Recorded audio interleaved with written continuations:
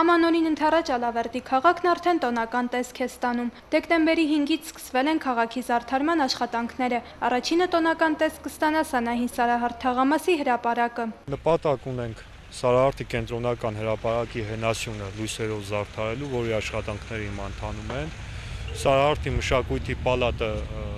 2016 թվականին, 17 թվականին նույնպես կլուսավորվի, քաղաքապետարանի շենքը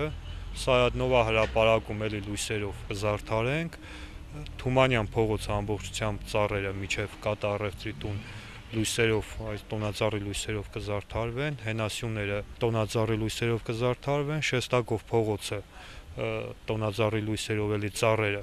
կզարդարվեն։ Փոխքաղաքապետը նշում է, որ բյուջեի 450,000 դրամ է ուղղվել քաղաքի տոնական զարդարանքների և տեխնիկական աշխատանքների համար։ Հաշվի առնելով ներկայիս սուղ ֆինանսական միջոցները, փորձել են նաև խնայողություններ անել անցյալ տարիներից մնացած տոնական լույսերի հաշվին։ Տեխնիկական դժվարություններ ունենք, ճիշտն ասած, կապված ամբարսիչի հետ, այդ վիշկա կոչվածի հետ, որը ամեն տարի մեզ տրամադրել է Valex Group-ը եւ Տիտանյան եղբայրները։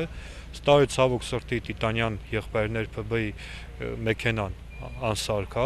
արդեն երկար ամիսներ, իսկ Valex Group-ը չի տրամադրում մեքենան, իրենց ասելով ներքին աշխատանքներ ունեն կատարելու իրենց հիմնարկի ներսում, բայց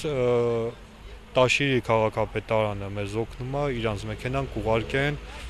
հենց որ մեքենան պատճառ չի լինի, որպեսզի քաղաքը չզարդարվի։ Քաղաքի զարդարման աշխատանքները կավարտվեն դեկտեմբերի 15-ին։ Էմմա Պետրոսյան, Արմեն Հովսեփյան, լուրեր։